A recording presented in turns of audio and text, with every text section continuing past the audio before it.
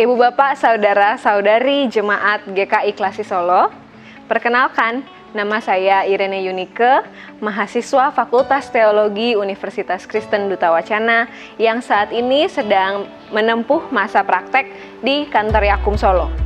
Senang rasanya bisa berjumpa bersama dalam program Bina Iman GKI Klasi Solo. Sebelum bersama-sama kita merenungkan dan membaca firman Tuhan, mari kita memohon pertolongan Roh Kudus. Kita berdoa. Bapa kami yang baik, Bapa kami yang sungguh amat baik, bersyukur untuk waktu yang indah Tuhan boleh beri lagi pada kami untuk bersama-sama membaca dan merenungkan firman Tuhan. Tuhan bimbing kami, Roh Kudus yang sertai kami, agar setiap hal yang kami dengarkan pada pagi hari ini boleh lagi menjadi bekal kami untuk menjalani hari-hari ke depan yang Tuhan percayakan. Terima kasih Tuhan, Tuhan buka hati dan pikiran kami, izinkan kami boleh memahami yang ingin Engkau sampaikan pada perenungan firman kali ini. Dalam nama Tuhan Yesus, amin. Dalam keseharian kita, khususnya relasi kita dengan orang lain, tak jarang kita berjumpa dengan orang yang membutuhkan pertolongan, ya Bapak Ibu. Membutuhkan belas kasihan, bahkan bukan tidak mungkin bahwa kita berada dalam posisi yang membutuhkan pertolongan. Tapi dalam realitanya, kalau boleh jujur, nyatanya tak semudah itu menolong sesama kita. Ada banyak hambatan dan kepentingan yang menghambat kita untuk menolong orang lain. Atau bahkan melihat hal itu sebagai sebuah kesalahan. Persis seperti yang terjadi dalam perikop kita hari ini terambil dari Matius 12 ayat 9 sampai 14. Saya akan membacakannya. Setelah pergi dari sana, Yesus masuk ke rumah ibadat mereka. Di situ ada seorang yang mati sebelah tangannya. Mereka bertanya kepadanya, "Bolehkah menyembuhkan orang pada hari Sabat?" Maksud mereka ialah supaya dapat mempersalahkan dia. Tetapi Yesus berkata kepada mereka, "Jika seorang dari antara kamu mempunyai seekor domba, dan domba itu terjatuh ke dalam lubang pada hari Sabat, tidakkah ia akan menangkapnya dan mengeluarkannya? Bukankah manusia jauh lebih berharga daripada domba? Karena itu, boleh berbuat baik pada hari Sabat." Lalu kata Yesus kepada orang itu, "Ulurkanlah tanganmu." Dan ia mengulurkannya, maka pulihlah tangannya itu dan menjadi sehat seperti tangannya yang lain.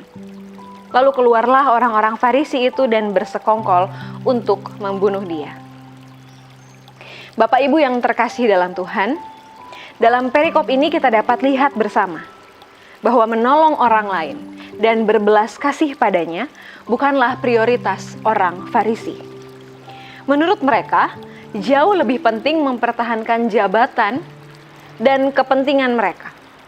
Menolong dan berbelas kasih pada orang lain adalah persoalan kedua. Mereka takut posisi mereka akan terancam jika Yesus semakin dikenal. Karenanya, mereka melihat bahwa memberikan pertolongan pada orang sakit ini adalah sebuah kesalahan. Apa yang Yesus lakukan justru tidak demikian, Bapak Ibu. Tidak peduli apakah itu hari Sabat, bahkan tidak peduli intensi dan keinginan orang Farisi membunuh Yesus jika ia menolong orang sakit itu, Yesus tetap berkata dalam ayat 13, "Ulurkanlah tanganmu." Di sini kita dapat lihat bahwa hambatan yang paling sulit untuk menolong sesama kita, untuk berbelas kasih pada mereka, adalah justru diri kita sendiri. Menolong orang lain yang kita kasihi sudah menjadi refleks kita, ya Bapak Ibu. Menolong anak kita, menolong orang tua kita, menolong sanak saudara kita, kakak adik kita sudah menjadi sesuatu yang refleks wujud kasih kita pada mereka. Tetapi pertanyaannya, bagaimana jika kita diminta untuk menolong orang yang pernah menyakiti kita? Bagaimana jika kita diminta untuk menolong orang yang paling tidak kita sukai? Dalam kondisi inilah, kita melihat bahwa menolong orang itu adalah sebuah kesalahan. Lebih penting kita mempertahankan jabatan dan kehormatan kita. Lebih penting kita mempertahankan ego kita sendiri. Daripada berbelas kasih pada orang yang membutuhkan pertolongan. Mari Bapak, Ibu, Saudara-saudari sekalian, kita belajar untuk dapat mengesampingkan ego kita. Kita belajar untuk dapat mengasihi semua orang, berbelas kasih padanya. Dimulai dari hal-hal yang paling sederhana, mulai dari mendoakan mereka, dan menyebut namanya dalam setiap seruan dan permohonan kita pada Tuhan. Kiranya Tuhan memampukan kita. Amin.